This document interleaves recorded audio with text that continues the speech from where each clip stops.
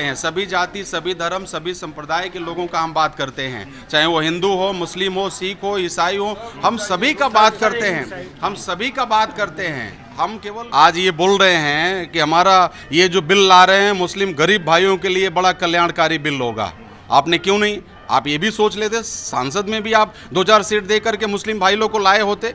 बड़े बड़े नेता आपके साथ भी, तो सबको आपने किनारा लगा दिया। सबको समझ में आ रहा है कि आप करने क्या जा रहे हैं। हमारे मुस्लिम भाइयों का प्रॉपर्टी लूटने का ये बिल है और उनको डिवाइड करने का बिल है, देश में उनको कमजोर करने का बिल है। लेकिन योगी जी कह रहे हैं कि किस प्रकार से ये लूट का अड्डा बना होता, कांग्रेस ने 70 साल में काम नहीं किया, नहीं तो ये काम करने की जरूरत नहीं थी। हम इसका संशोधन का विरोध में नहीं है, हम इसका संशोधन का आपका मंशा का विरोध में है। मुस्लिम तुष्टिकरण करना है, इसलिए ही बस विरोध हो रहा, और कोई कारण नहीं है। मैं तो बोला ना कि इनकी जमीन घिसक चुकी है। अब इनके पास तो वोट रहा नहीं, तो हिंदू मुस्लिम करेंगे। अब सोचेंगे कि हिंदू भाई हमारे साइड में आए, मुस्लिम थोड़ा कम है तो इसलिए वो अलग जाएं, लेकिन ये होने वाला नहीं है। भारत का बेरोजगार जो हमारे बच्चे हैं, आपने देखा बीपीएससी के बच्चों को रोड पर, आज़ादी के बाद इतना लगा बच्चों को कि हम आज भी गुलाम हैं। जिस प्रकार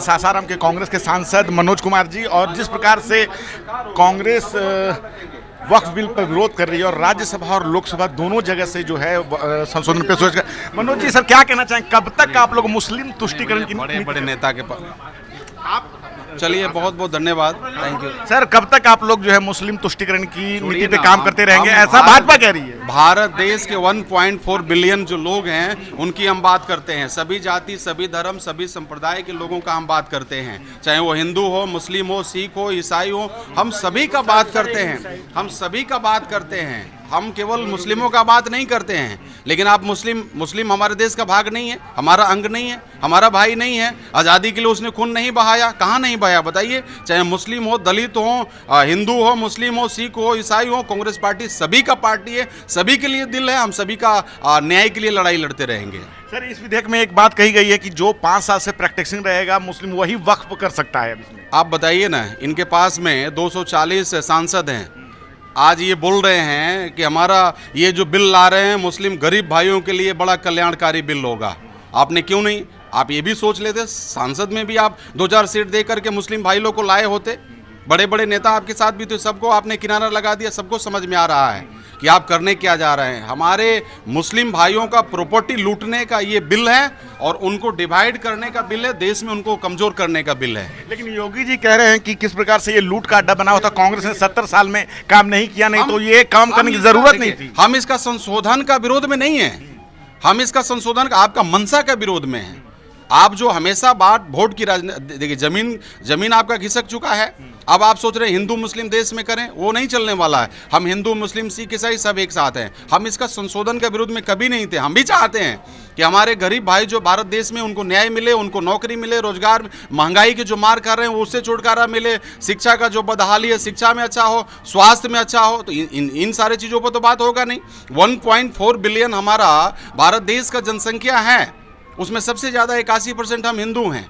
हमारे बच्चे पढ़ लिख करके, हम नमक रोटी खा करके किसान भाई मजदूर भाई पढ़ाते हैं और बच्चे क्वालिफाई होते रोड पे घूमते, उसके तो बात करेंगे नहीं। आप बात करेंगे वक्त का, बात करेंगे हिंदू मुस्लिम का, क्यों बात कर रहे हैं? जो मेन मुद्दा है उस पर बात करें ना, उसको आगे लेके आप बढ़े। हम भी देखिए, हम चाहते हैं कि भारत देश अच्छा से चले, सुरक्षित मतलब रहे और शांति अमन चैन रहे।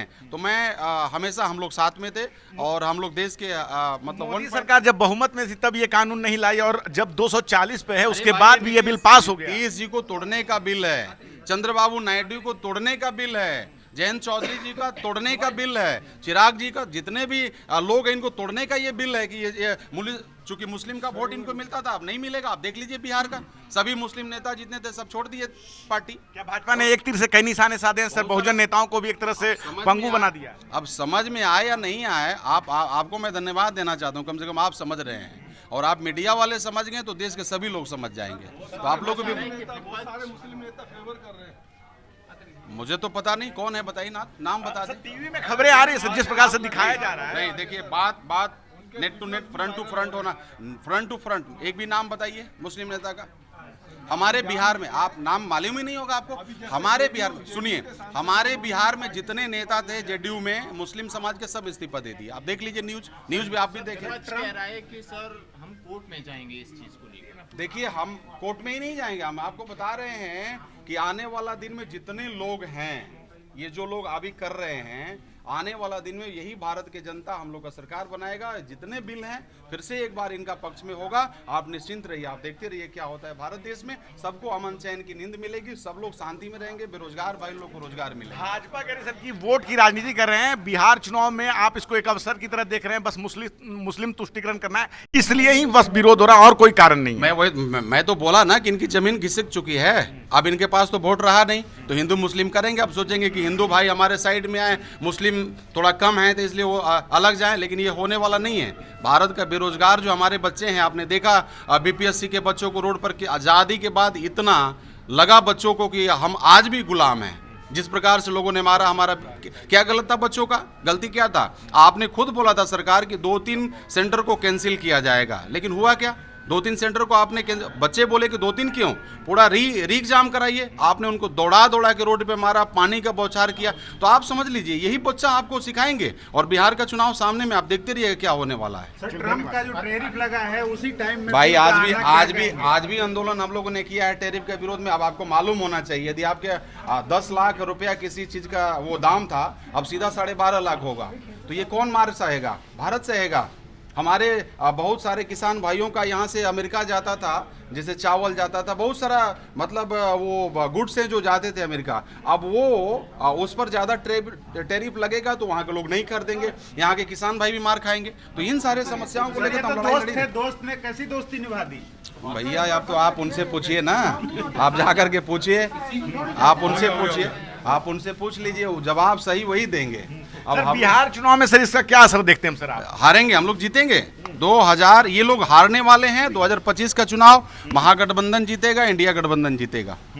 लेकिन जो पार्टी कभी मुसलमानों को एक टिकट तक नहीं देती, वो कह रही है मुसलमानों के हित के लिए कानून लाया गया है। मतलब ये तो आंसर आपका प्रश्न में ही आंसर है कि जो खुद दिखाते हैं कि मतलब एक भी टिकट नहीं दे रहे हैं और सदन में बोलते हैं कि हमारा बहुत बड़ा दिल है मुस्लिमों के लिए, तो आप समझ लाइए, अगर बहुत बड़ा दिल है तो क्यों नहीं आप मुस्लिम भाइयों को टिकट दे रहे हैं, सांसद बना रहे हैं, विधायक बना रहे हैं, क्यों नहीं बनाते हैं? बताइए।